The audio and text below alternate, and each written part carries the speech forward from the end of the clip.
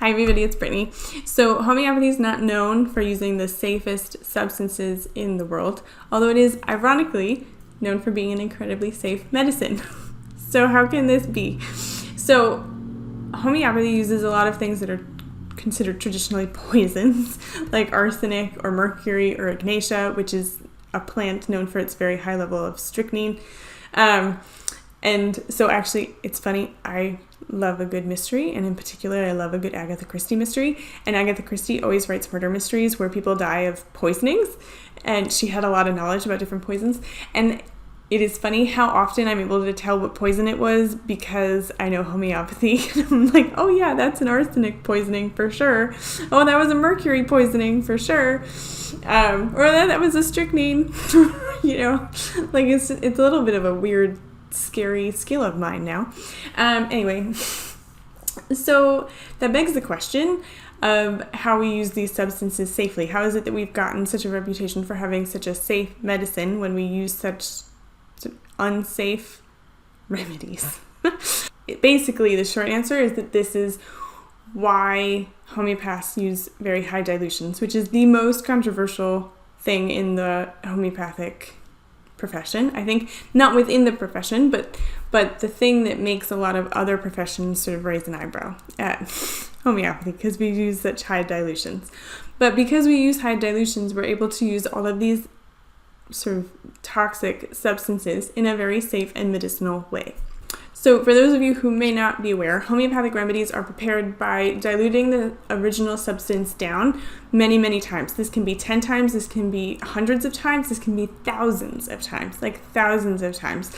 So much so that, if I give you a bottle of mercurious pellets, so mercury prepared in the homeopathic manner, you can take the entire bottle and not get even a little bit of sort of traditional mercury poisoning.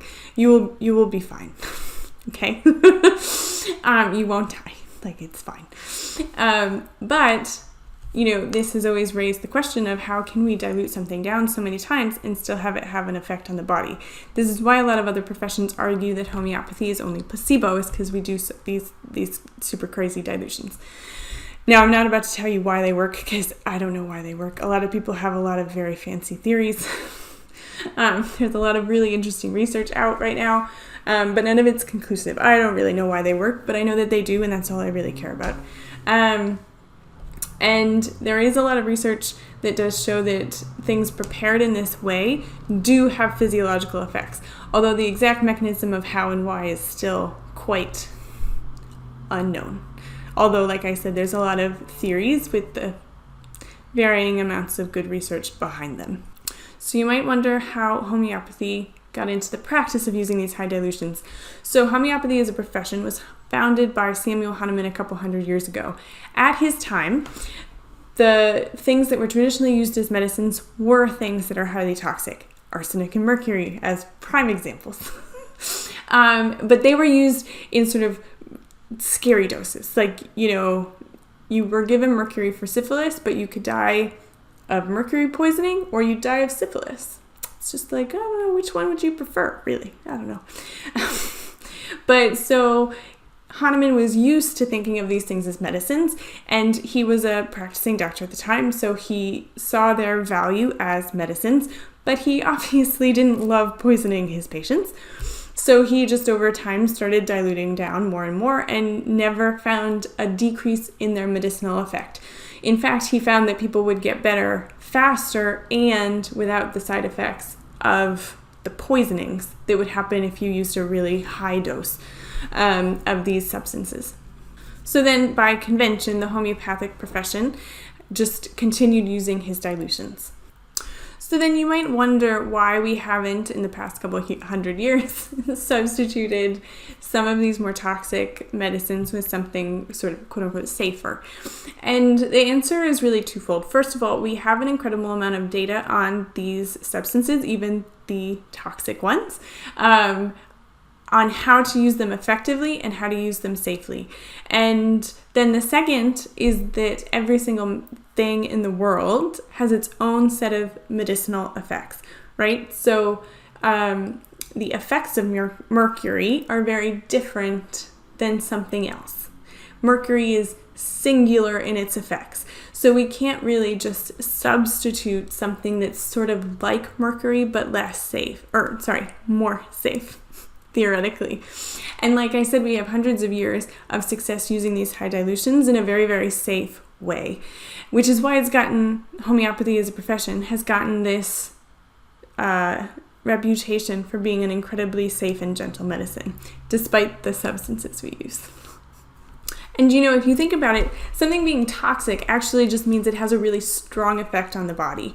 And that's exactly what we want our medicines to do, is to have a really strong effect on our body.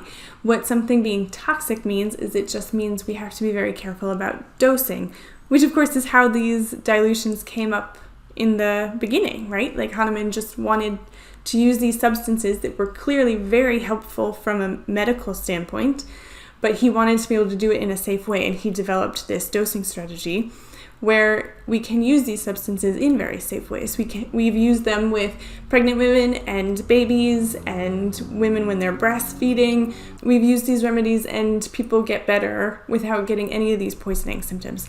So it's really actually an incredible strategy to be able to use these substances that are traditionally hard to use because of their toxicity.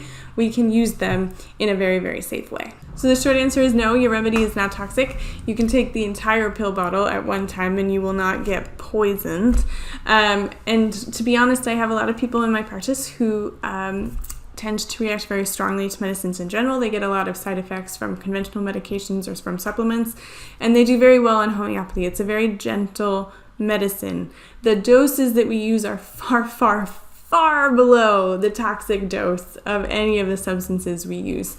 So I hope you can use it without fear in the future and take heart that these substances are totally safe for you and anyone else who might be taking them.